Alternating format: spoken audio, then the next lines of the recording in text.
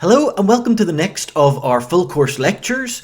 We're looking here at different approaches to corporate governance. So up to now we've looked at all of the requirements within the UK corporate governance codes. We've talked about the relationship with shareholders, we've talked about stakeholders, and we've talked about the agency problem. So when we set a corporate governance code, what various choices do we have? Well, there are two main types of approach to take. The first type is a rules-based approach. So this example would be in the US where they have what's called the Sarbanes-Oxley legislation. So this legislation was as a response to the collapse of WorldCom and Enron. And what it does is it sets a corporate governance code that says you must do this, you must do that. So it's rules-based. And if you don't comply with that legislation, well then there are punishments. So we're going to talk later on in this lecture about exactly what the requirements are in the Sarbanes-Oxley legislation in the US. But we're thinking here just about the concept, whether we should have a rules-based approach to corporate governance, as in the US, or indeed a principles-based, which we'll talk about in the UK. So first of all, thinking about why we might want to have a rules-based approach to corporate governance. Well, there are various things that this would give us. First of all, it would give us clarity. So if we've got rules, well then it's pretty clear when those rules have been breached. So it means that we can tell when a company is compliant and when they're not. We've got clarity when it comes to our corporate governance requirements. Also, we have it standardized, so it's a one-size-fits-all. It means that everybody knows where they are. They know that they all have to apply these rules, these corporate governance rules that are set down in the legislation. Also, it will be binding, so again, we've got clarity that ensures that businesses know that they must put all these rules into action. They don't have a choice. They don't have a comply or explain, which we have in the UK. They must apply the rules. Also, it should act as a deterrent. So it should act as a deterrent from CEOs and chief financial officers actually making stuff up in the accounts, in actually creating systems where the corporate governance requirements aren't adhered to. So it should be a deterrent, because at the end of the day, if they don't apply the rules, they could potentially go to jail. At the very least, they'll face financial penalties. So all of that should increase confidence in the financial statements. Because we know we've got the rules, because we know everybody's applying the rules and they don't have a choice whether to apply them or not, well, that should increase the confidence that we can have in those financial statements. So that's the rules-based approach to our corporate governance. What about a principles-based approach? So this is the approach that's taken in the UK with the corporate governance code that we've been talking about so far. And it means that we comply, so we comply with the code, or we explain in our annual report why we haven't complied with the code. The theory behind that then is that investors can make a decision based on whether you comply, whether they want to invest in your business or not. So if you're not complying with corporate governance codes and you're coming up with all sorts of explanations why not, well, investors may well take a dim view of that and choose not to invest in your company. So why might we want to have a principles-based code as opposed to the rules-based code? Well, what this can do is reduce loopholes. If you've got strict rules, well, the rules can't cover everything, so there may well be loopholes. Whereas if you've got principles, you can always say, well, okay, we see what you've done, but that doesn't comply with our principle. So it reduces the amount of things that governance boards can come up with to try and get round corporate governance codes. Also, it's not just box ticking, it's thinking about the principles, applying those principles and having a sensible approach to corporate governance, not just ticking a set of boxes and saying that's it, done and dusted. It's also going to be more flexible, so as we've said, where you've got rules, you can't really come up with a rule for absolutely everything. So it can be more flexible and applied to various areas. So the principles must be applied, and that then can be taken up in various different sectors of the business. And of course it will be cheaper because you don't need to keep updating the rules as people get ways around them. So the principles will be there, you apply the principles and don't have to try and come up with a rule for each and every scenario that a business could face. So let's see how this could come up in an exam and look at an illustration on it. So again, look at the scenario and read through it and then work through the answer with me to learn a little bit more about this area. In illustration 1, we have the following requirement. So we are asked to briefly distinguish between rules and principles-based approaches to corporate governance, then critically evaluate the Geeland Stock Exchange's guidance that all stakeholders should then apply these flexibly to the varying circumstances of individual companies. So we've talked already about what rules and principles-based approaches are, so let's distinguish between them first of all. So the rules and principles-based approaches can be distinguished between in the following way. In a rules-based country or jurisdiction, all provisions are legal rules underpinned by law. That means that transgression against these rules will be punishable in law. So they're often characterised as box-ticking approaches. Full compliance is required by all companies at all times. So that's a rules-based provision. In a principles-based jurisdiction, legal force applies to the provision of the company laws, but additional listing rules are enforced on a comply or explain basis. So that means that your corporate governance rules are really comply or explain. This allows for the market to judge the seriousness of the non-compliance and to potentially reappraise or revalue the company as a result. So the market can judge what they think of your non-compliance, but you must explain why that is. So we're also going to go on to talk about this remark. The remark in the Geeland Code strongly favours a principles-based approach to corporate governance, focusing in really on that split of CEO and chairman. So it's arguing for flexibility and common sense when it comes to this area. So let's look at arguments in favour of it and then at arguments against that particular approach. So the arguments in favour of the remark would be, first of all, in most cases compliance with general principles is cheaper than compliance with detailed box-ticking regimes.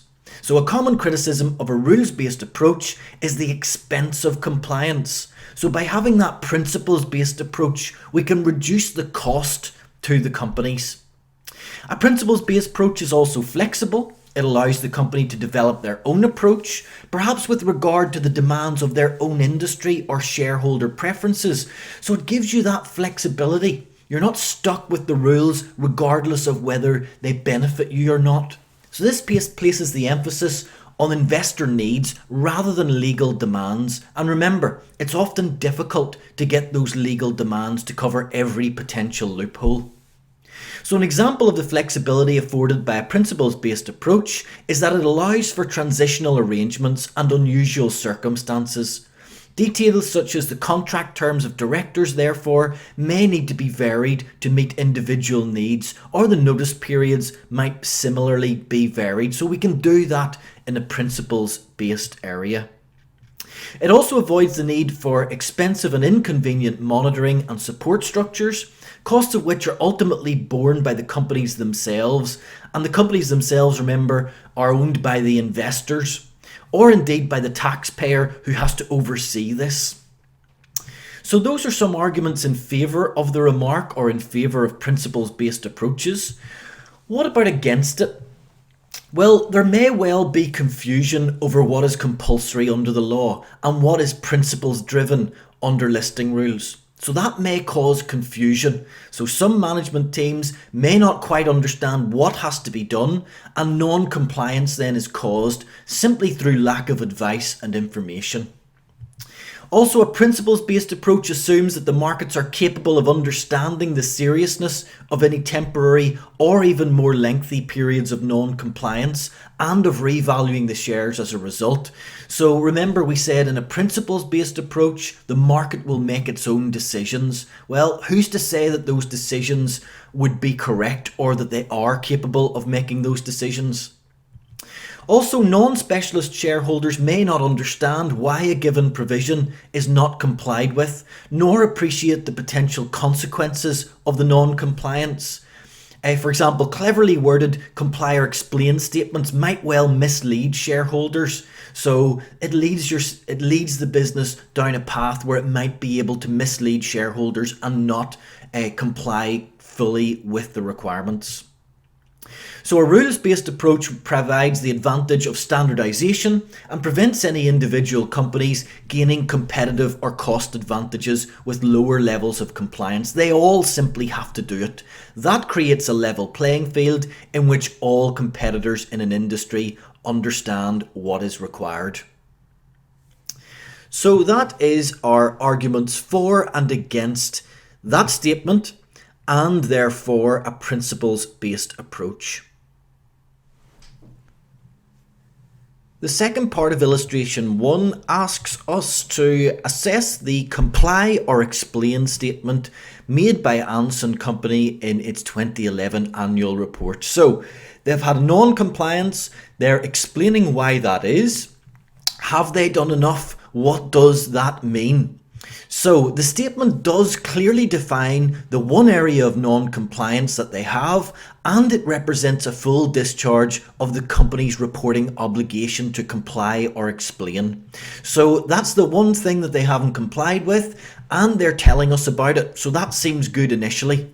In a principles-based jurisdiction, this statement is required under the listing rules and involves informing shareholders of the level of compliance and also specifying any areas of non-compliance which the company has done in this case.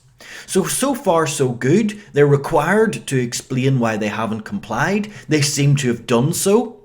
And it's clear and free of ambiguity in what it says. The area of non-compliance is identified and the individual is named. So just on that, the naming of William Clunker may be material because if he is known and trusted by shareholders, the breach may be less important than if he were less known and less trusted. And remember, when we comply or explain and provide an explanation for any non-compliance, it's the shareholders who will make the decision as to how they view this non-compliance. So it doesn't provide a good reason for the non-compliance other than saying it was benefiting from having Mr. Clunker in control, which might be seen as weak by some investors. The reasons for combining the roles in July 2009 are not given, and so it could probably be argued that this is not a full explanation. They would probably need to give us a little bit more detail on that. It does, however, provide a date for returning to full compliance, against which management can be held accountable for failure. So if they don't meet that date, they can then be held accountable. This will reassure investors that its period of non-compliance is temporary and the default position of the company is to remain in full compliance with the relevant code. So usually they would be in compliance. It just so happens at this time that they're not, and they will return to full compliance in the future. So that's a good example of an explanation as to why a business isn't in compliance. The only thing that could be given against this is that maybe the reasons wouldn't be clear enough. So now that we've looked at the two different types of approaches we could take to corporate governance, let's do as we said and look in detail at a rules-based approach, and that is our Sarbanes-Oxley Act, which is sometimes shortened to SOX. So remember, the Sarbanes-Oxley Act was brought into force in the US, and it was a response really to the collapse of Enron and WorldCom, both very, very big businesses, both of which had very poor corporate governance. So the people in charge of these businesses and their auditors were responsible for their collapse. They were very poor in applying any corporate governance standards whatsoever. So in response to that, in response to those collapses and to try to prevent future collapses of big businesses like that, they came up with this rules-based approach. So that's what it is. It's rules for governance within the business. So it's detailed and it's legal and it's therefore something that has to be abided by. Also, the Securities Exchange Commission have these rules as their issues rules. So they actually implement all of these rules for anyone who's listed in the US.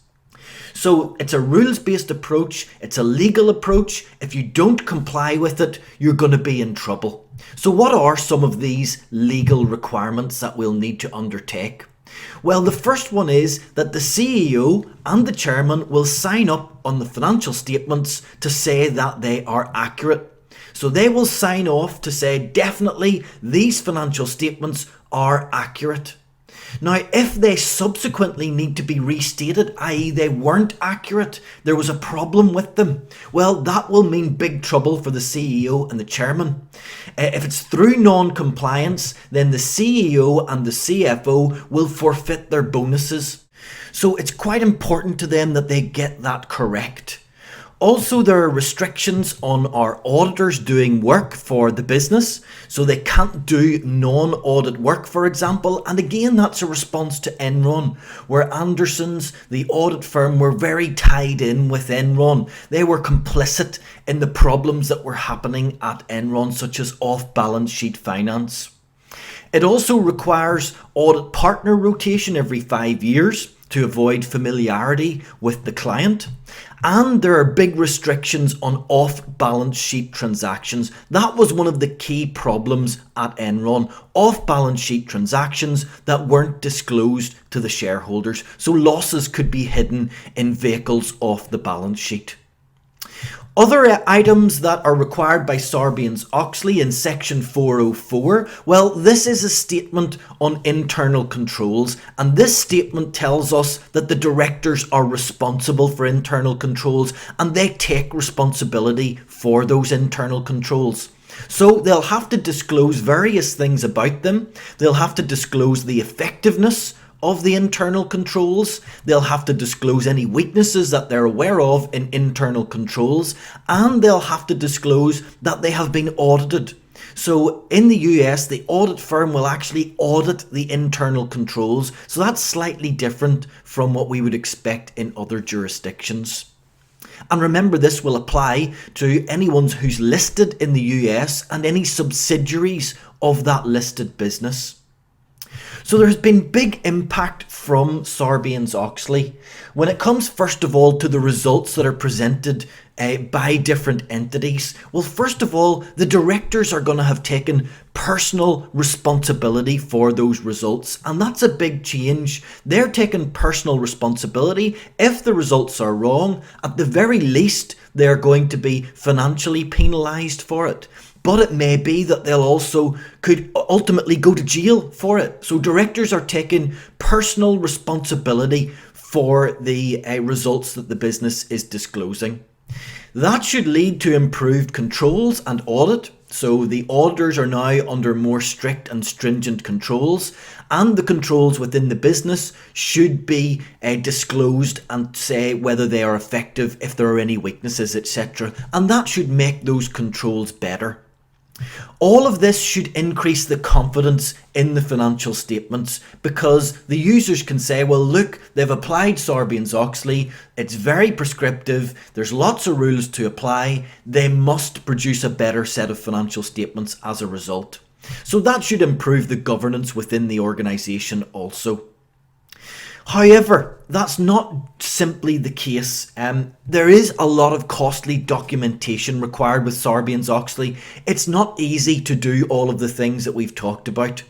It's also going to increase the audit fees that you're going to have to pay because there are more stringent controls on the auditor. The auditor's going to have to take more time. That is going to cost more money for the business. Also, there's less flexibility. We looked at this when we said what the problems were with a rules-based approach to corporate governance. It's going to be less flexible. You can't have a rule for everything, and therefore there may be loopholes that could be exploited. Ultimately, Sarbanes-Oxley hasn't quite had the impact that we expected. It's had limited impact, and ultimately, if people are going to try and get around these rules, that may circumvent them in any case. So do be aware of those limitations of a rules-based approach such as Sarbanes-Oxley. So remember here we're talking about different approaches to corporate governance. Remember that the approach to corporate governance will ultimately depend on the structure of the organisation. So the governance that we need will depend on that structure. For example, if we had a family structure rather than a limited liability with lots of shareholders, well, if we have a family that has a controlling interest, that will have an impact on the governance requirements within the organisation. For example, well, that will mean that the agency costs will be reduced because the family themselves will have the controlling interest. They will most likely be managing the business themselves. They won't have the agents employed to do so, such as management. They can also take a longer term view. It's often said that businesses like IKEA that are privately owned, family owned, can take a much longer term view. They can do things that other businesses that are owned by external shareholders couldn't do because those shareholders maybe take a shorter term view and wouldn't be happy with the investment required and the losses that would have to be taken to do some of the things that those businesses do. Also, when it comes to ethics, the ethics may well be ingrained in the family. Because it's a family business, they may well take a more ethical view. However, those family structures will rely on the ability of the family. If you're passing it down from generation to generation, well, you're requiring that those people within the family have the ability to actually run the business, and that may not necessarily be the case. Also, with families, there may well be family feuds, and that can be fueled by the ownership of the business. There may also be businesses that are structured in a way that is insider dominated. Now, what that means is that there are small groups of shareholders who hold big sections of the business. So rather than lots and lots of little shareholders all owning a small amount of shares, we've got a few groups of shareholders who all own big parcels of shares. Now, that has similar benefits to family structures. It's similar in a way, except the groups of shareholders may not necessarily be family members, but it means that control is shared out between a few individuals. Now, what that means is that there may well be less transparency. If there are some small shareholders, they may well get left out and the transparency may not be there for them. There may well be that there's less market impact because you've got those small groups of shareholders controlling what the business does, and it can lead to an abuse of power by those groups of shareholders, as we mentioned, perhaps not giving a transparency to other shareholders who maybe don't hold as many shares. So remember, when you're looking at a scenario and thinking about the governance that's required for a business, to think about how that business is structured. Is it a family structure where a family has a controlling interest and you need to think about how the governance will impact on that? Or maybe is it insider denominated, which means that there'll be smaller groups of shareholders we need to consider. Also, we need to think about the international factors here.